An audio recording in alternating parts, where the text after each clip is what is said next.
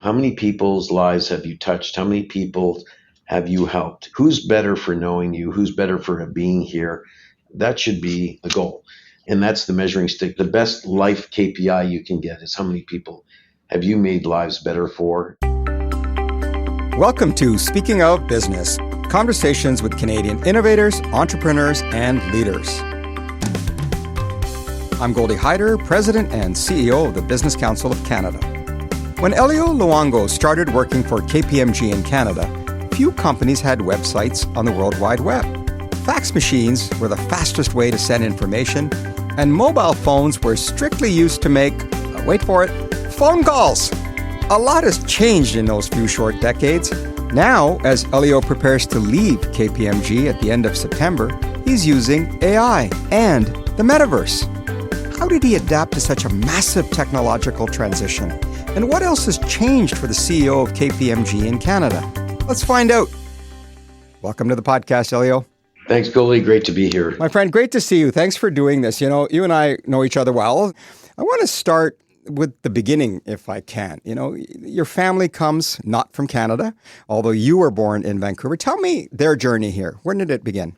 So back in 1950, CP was looking for labor and on the railroads. And the test when the recruiters came around is they would look at people's hands to see how big their calluses were on there and how hardworking they were. And so fortuitously, my father got picked, and that began his journey here through Halifax and then into the interior of British Columbia, where he helped CP lay down some track and literally helped build this country, connect it. Yeah, literally connected the country. Yeah, it's a great story, actually. Yeah. And you came along born in Vancouver. Born in Vancouver, yes. Great city, great upbringing, great family. You know, very diverse culture. Lots of great learning, lots of good friends back there. Now, let's get something out of the way that I'm sure hockey mad fans are going to be wondering about, which is you actually are the older brother to Roberto, and you were the reason behind his success in Vancouver, right? Yeah, let's go with that.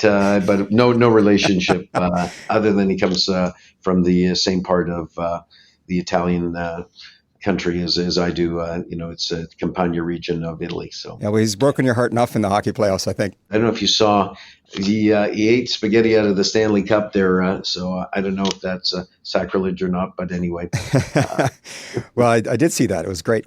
Well, look, we started, by talking about the origins, but let's fast forward to right here, right now. You know, you're in your final month or so of your term as CEO of KPMG, something that you've given a very long time to, and we'll come to that. And you're describing this transition, shall we call it, as graduating, that you are graduating from KPMG. So as you prepare for your graduation, let's talk about what you learned during your time with the firm. I want you to think back to 1987 when you started working at KPMG. What was your first job and what was it like? You know, I was a junior tax person in KPMG, lots of energy. I think still have lots of energy today, but, wanted to learn and really become, the best tax practitioner that I could possibly be. I love tax because of the challenges and understanding, and it's always a constant change. So for me, what was important is to be around really smart people that I could learn from, Goldie. And that is kind of one of the neat things about our organization that's always existed back then and now is, there are very bright, smart people that you can learn from. And, for me, what's always been important is that ability to learn and to be curious and always be better and know something more today than I did yesterday and more tomorrow than I know today. That's really important for me. And that has been one of the neat things about this firm, this organization, and KPMG. How did the opportunity come about? So I had actually articled at another firm, Goldie, and then I'd gone to CRA and Canada Revenue Agency. Yeah, Canada Revenue Agency. Thank you. As part of my journey to be a great tax practitioner, I always wanted to understand the Canada Revenue Agency as well. And so I was coming back out. I was actually going back to my old firm, and then a good friend of mine said, "Hey, I've got this opportunity for you. I'm going to introduce you to this person." And I said, "No, I'm good. Not to worry." And And I think the thing that made the difference, so I do want to share this story, is I actually turned KPMG down. The recruiting partner says, "Hey, where are you?" I go, "It's Friday. I'm at home." And he goes, "Oh, I'll come and see you." I go, "What?" He goes, "Yeah, I want to come and see you." And that personal touch, he came over and my wife said, "You're going to work for them." Relationships. So yeah, relationships matter. And this is a people business. And he said, "Look, you're going to be, I can see you've got a lot of great talents, and I'm going to support you and I'm going to mentor you and I'm going to make sure you have a great career here." And that's what made the difference, Goldie. When you got there, did you think this is where I'm going to spend the rest of my working career? No, I thought, look, I'm going to hang out here for a while, learn, get really good at something, and then kind of move on. Yeah, that was my thinking back then, and I think it's been a pretty amazing 37 years. Yeah, it's been a hell of a journey. At what point, I guess, did you say, you know what, I think I want to be CEO? I never thought I was going to be CEO. I thought I was going to be a great tax practitioner. I mean, I had a lot of great opportunities here in Vancouver. I became the head of tax there.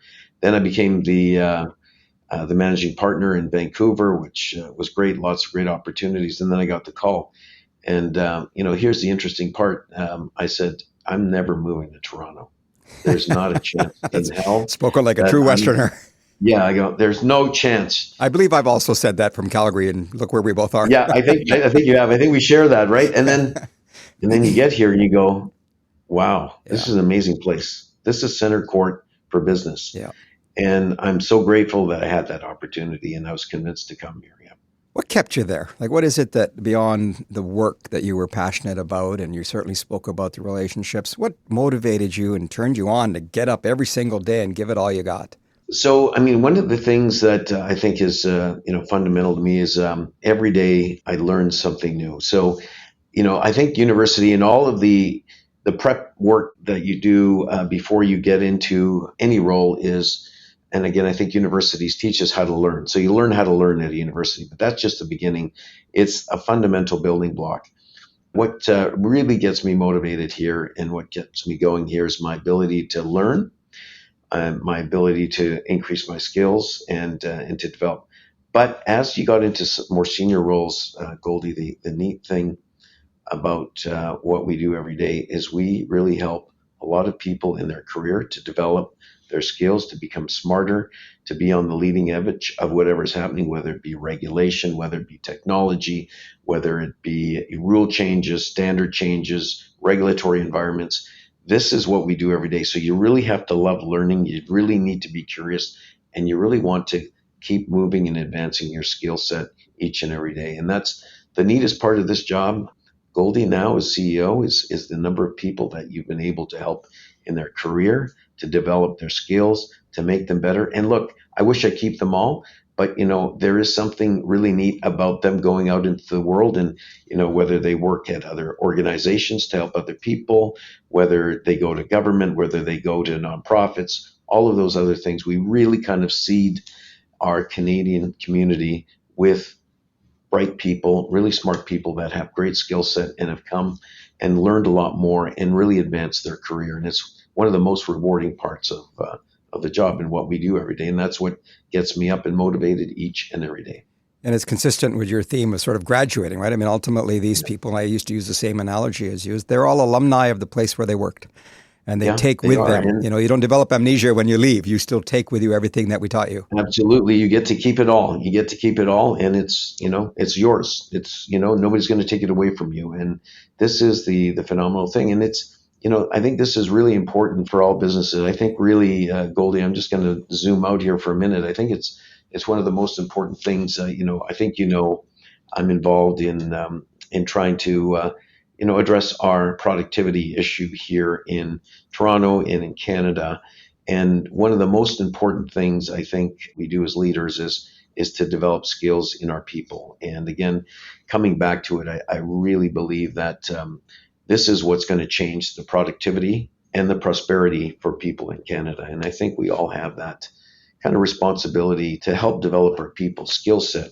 One of our values is courage, and courage to try things and to get out there and to learn about AI, learn about, all the changes that are happening in your in your world, what you're interested in, whether it's tax, whether it's regulatory, whether it's audit, whether it's advisory. All of those things is changing all the time, and you'll never ever master it. But what you will master is learning how to learn and how to develop your skills and how to get better. And I think, the more skills we can impart on all of our people, I think the richer this country becomes. You've said a lot there, and there's a lot of powerful nuggets in there. Let me just break them down a little bit, and we'll explore the strands that you've created.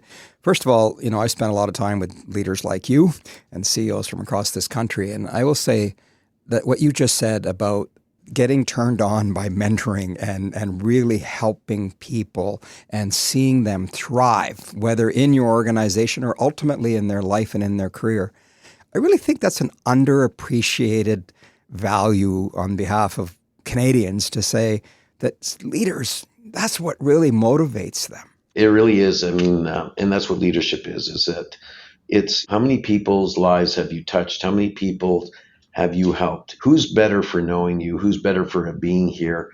That should be the goal.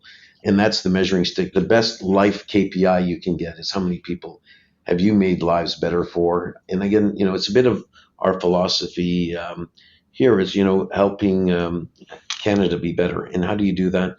Again, you develop people, you develop skills in people, you give them great opportunities, great experiences to learn. We need kind of this ecosystem to really get turned on, if I can put it that way. Goldie, here's a great opportunity. We got AI that was developed in our backyard here. We need to take advantage of this, and we need all of our learning institutions and all our organizations and all of us as a collective to really take this opportunity to help Canadians develop their skill sets. Whatever they might be, they will be impacted by this. This is a very important moment in the history of our country for sure. Perfect segue to the second strand I wanted to drill down a little bit on is, you said it yourself, we're at this intersection now. We're not quite sure exactly where we are, how big it will be. We just know something's going on here with artificial intelligence and the game changer that it may represent in our lives, the impact on robotics and impact on work and so forth. What are you doing now to help your colleagues, but also your customers and your clients in preparing for what could be something as big as the internet, the impact that the internet had on us? Look, Goldie, our clients really look to us to learn ahead and to help them in what they need to do. And that means we need to be ahead of the curve. So we need to be exploring, experimenting in a safe environment. And so what we've created at KPMG is that safe environment for our people to learn. And we've given them courage and opportunities for them to learn about these great new technologies. I'll come back to AI. We've got that in our own made in KPMG chat bot that is in a safe environment that they can learn. Nobody knows what you're asking it, but it's safe. And we want them to experiment. We want them to be curious. We want them to develop their skills. And then we put on training sessions. And then we help them. And then we explore and we share experiences and we try different things. So you need to be a bit entrepreneurial as you move along. And you need to, again, learn and understand the technologies and all of these things that are happening. And so that is what we do. And it's really important for us to be there and to really, in order for us to teach other people, you need to learn it first. And so that's really important. That's why we need to be fast moving, understanding, exploring, and doing it in a safe environment where, we really understand. And I don't know that, you ever master this thing, but you certainly understand how to make it work, what it can do, what its limitations are. All of those things are kind of the key things. And one of the key things we're doing, again, also very proud of, is working with Microsoft on the Skills Development Center. Again, it comes back. We need to help businesses, and then businesses need to help their people develop skills around AI. That is probably one of the most fundamental things that we can be doing right now. It's that skills development in our people. I think, the adage goes, it's not that AI will take away jobs. That it's people that know how to use AI will take jobs away from people who don't know how to use AI. And I want all of our people to know how to use AI. It's really important. I swear you're reading my notes. That was my next point, was to talk about exactly what you just said, which is this anxiety and fear that is innate in human nature, that when change comes, I'm against it. We all want it. We all want to upgrade our phones. We want newer cars, newer technology, all that. But when it comes and it might affect me personally, I'm spooked. I'm alarmed. What you're saying is don't be. Be curious. Experiment in a safe place. You have to be very thoughtful about it. But this is the environments we create, and there's lots of ways to do that. And then again, but you have to try, and you have to be open to it. And then again, don't be embarrassed, because it's really neat. I was sitting with somebody today, and they say the neat thing about AI is it doesn't really know what you're asking it. Nobody sees what you're asking. You can ask it whatever dumb questions you want. It's going to be okay, and it's going to learn how to interpret what you're really saying and really help you. I mean, it equalizes the bar kind of thing in terms of knowledge and knowledge extraction. It's a great tool, but you can't be afraid of it. And again, you have to be open to that prompt learning, prompt engineering. One of the courses we're putting on for our people is how to prompt the machine properly. Do you feel that this development requires regulations? Because this is a big discussion around the world. Other countries are not waiting. They've just moved on and have no interest in regulations. Others, like in European countries, are trying to figure out how to box this thing in. Can we even box such a thing in? And what should we be doing in terms of regulations around this industry? Yeah, I mean, I think there's lots of conversation and discussion around that, and some of it is sure we need to safeguard it, and we need to be careful with information and confidential information. You never want that out there, Goldie. But it's that fine balance, and again, if you over pivot, you actually stifle creativity. You put the country back. You put it at a competitive disadvantage. So finding the right spots, but also finding the spots where you just got to let it go is kind of the real challenge ahead of us in doing that. But the countries that don't have it, obviously, they're gonna plow right through, and we've got to make sure we don't fall behind.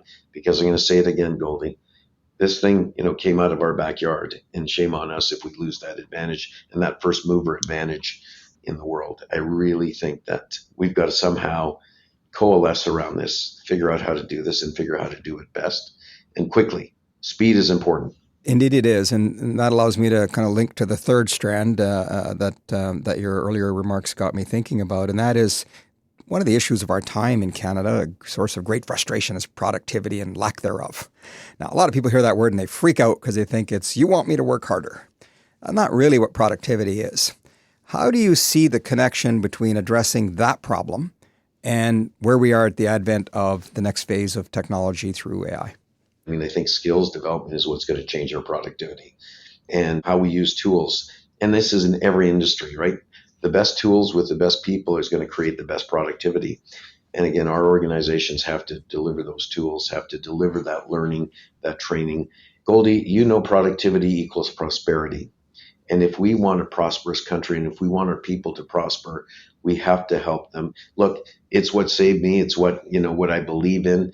My education is what gave me my opportunities. My experience is what gave me the opportunities. I want to give people those experiences. I want to give them the education. I want them to develop the skills so they have the opportunities to be more productive and therefore to be more prosperous. That, to me, is the algorithm, if you will, of the productivity curve here in Canada and how we move up. And again, we've got to move quickly. We may not get it all right, but I think helping people adapt and understand and to experiment with this is absolutely essential. We're coming just out of the Olympics. We saw Canada haul in record numbers of medals, and the pride that Canadians feel, whether it's in Summer McIntosh, whether it's in our 4x100 team that went from the worst time in the final heat to the best. Yeah. So you see the Canadian competitiveness in a number of things, especially in sports and on the ice and things like that. Yeah. Do you feel we're the same when it comes to our economy and our business and our ability to work together to compete with the rest of the world? If we could take that spirit and just infuse it in all of us, I mean, it would be so great. But I think, again, that's kind of the role of leadership at the end of the day, is to be inspirational, Goldie. It's to rise above it, is to create the environment, to create those ecosystems where people are inspired, where they want to be motivated, where they want to do better, where they want to succeed. I think it innate in every individual is to succeed. I truly believe that, and I think it's there, Goldie. I think it's muted for whatever reason, but I think what we need is inspiration here. Certainly, those Olympians were all inspired along the way. You can see it, you can feel it. It's the pride they have when they drape themselves, in the Canadian colors and the Canadian flag. And I mean, they share that pride and inspiration with all of us. And I think we have to do that too. That's what we need to do as business leaders. I mean, the formula's there, right? Good coaches, teamwork, investment Yes. in infrastructure, hard work, that Yes. desire to want to win. I know that Canadian businesses have that. They have those elements, but somehow, and I know this seems a little self-serving on a speaking or business podcast, but we become the bad guy. Everybody has got a bullseye on big business, and it's not unique to Canada. It's happening in the United States and around the world. What can we do to break through that? First of all, just don't buy into that, because if we're doing the right things in the long run and for the right reasons, The facts will catch up. it'll catch up. You can't have the noise drive you. You've got to just keep doing the right thing all the time. And the right thing is, the things that we've talked about here already. And so if we get mired in that, and so look, if they're not listening right now, no problem. Let's just keep going. Let's keep doing the right thing. I think you have to be, what I'll say, a bounded optimist as a leader. Okay. And I think this is important, is you have to have that bounded optimism. You have to know that you will get there. You have to be that inspiration, and you need to keep going. I think that is critical in leadership, and you have to inspire people, and you have to say, you can't look around at why it's not working. Look at the things that are working and really focus on that. And again, propel people forward. Give them a reason to get up and to want to develop their skills, to be better, and say, this is for you. You get to keep all this.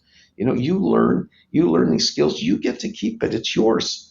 Stay with this as long as you want. If you want, go somewhere else. Spread that in the world, and make Canada better. Great, no problem. I get that, but we need to keep doing the important work of building Canada, Goldie, and we can't get lost in the rhetoric there and so on. And I think, look, they're not listening today. One day, they will. That's the way I look at it. We just got to keep driving on. Keep plowing through. A lot of what you speak about is cultural, right? It was once said that Canada's a country born on third base and thinks it hit a triple. Like, we just got lucky. And it's so lucky to be where we are. And the risk of that, of course, is it's created some comfort and some complacency. But Elio, all around us, and I know, the world is changing, and it's changing dramatically. How do we get at some of those impediments? For example, what you're talking about, right? We've created in many ways, been in the forefront of AI, and in Montreal, and in Waterloo, in Edmonton, and we've got all these startups. And how do we get past the idea of just simply building a business, to $10 million and selling it so I can buy a cottage somewhere and off we go? How do we dream big in terms of scaling our businesses? Running a national firm as KPMG, you really understand the whole country here and the different microclimates and the diversity you have, and the richness and the diversity of different thinking, the entrepreneurial spirit, all of those other things. We are so lucky that, we have that, and it's born out of necessity. You have to do that. Our size gives us agility, and that means we have to move faster. We do have that ability to create and to innovate and to be thoughtful. What we don't have is the population to sell into. But, we have this phenomenal neighbor next door that everybody tries to sell into and to create that opportunity. So, Goldie, I think, this is a bit of the story of Canada, isn't it? It's like, we develop great things and so on, and scale has always been a bit of an issue for us. And maybe our role in the world is, to develop those great startup companies and so on, and then to kind of graduate into the next world. Listen, that's not a bad place for us to be. It's not a bad place for us to play. Where we can get scale in the country and keep our IP in Canada, great. But listen, let's not lose the theme here of what we're great at. And we're great at inventing, we're great at creating, we're great at innovating, and we've got this phenomenal culture that, creates these great institutions that create great companies. I don't think we should shy away from it. It's great. That's success. Well, look, speaking of success, congratulations on your success. You've had a remarkable run, a hell of a career. I know what an impact you've made, not just at KPMG, but well beyond and into our country more broadly. And you're getting ready to graduate, and normally you would get a degree and a grade when you graduate. I'm wondering, well, have you been thinking about your own performance over the last nearly 40 years? And you mentioned what you're most proud of, but maybe things you look back and kind of said, I would have known what I know today. I might have done this differently. And I say this not to judge you, but to help others who are going to be the next Elio Luongo career for 40 years somewhere. What do they need to know about leadership and the journey that you've been on? The challenges really make you better when you overcome them. And you don't always know that when you're in the middle of it. And you go, oh man, why did this happen? Right? So you get these challenges, but what your job is to do is to figure out how to overcome them. And what's interesting, Goldie, is when you overcome those challenges, you actually get better at overcoming the next challenge. And so what I describe as part of leadership is you are the HEPA filter. Okay. And what that means is you trap all these particles, all these challenges on this side, and you don't bring them down into the organization. You let that organization do what it needs to do. But on this side here, you're dealing with all this stuff and nobody sees, and people go, what the hell does that guy do all day long? I don't know. I don't get it. But what you're dealing is dealing with all these things, and you try to get those particles off the other side of the HEPA filter. But what you do is you get really good at dealing with those and how to manage those. And it's actually a skill in and of itself. So, look, nobody ever wants those challenges in life and in roles and so on. And you wish everything was smooth sailing, but this is kind of the quiet side, of leadership that you need to do. You need to deal with all these problems. And look, you need to get help, and don't be afraid to ask for help. It works much better in a team environment, but you need to kind of navigate your way through all of these things. And when you do, you go, wow, it's quiet success, but you're the better for it. Again, that is another skill development that you learn along the way. So look, I hope for less challenges for all, but when those challenges do come along, understand that, getting on the other side of it, you're going to come out better. And in the words of my friend Ron J. Galati, Harvard professor, during COVID, he said, look, 9% of you are going to come out stronger than you went in. And that's the whole bounded optimism that I carry. And whenever these challenges come in, I go, I want to come out stronger than I went in. And that's the approach I try and take. All right. Well, look, speaking of the other side, what's next for you? I mean, I suppose you could be the brand ambassador for HEPA filters, but what do you got? What do you got lined up? Well, I never thought of that. That's very creative, Goldie. If I end up there, you know where it happened. Listen, I'm going to be involved in something. I've got lots of energy. I've obviously got a commitment to our organization and doing what I need to do here. I'm always going to be involved in some kind of the ecosystem here in Canada. I care, as you do, Goldie. One of the things you and I share is the love of our great country and the opportunities it's given us, our families, and every Canadian. Is something we should be very proud of.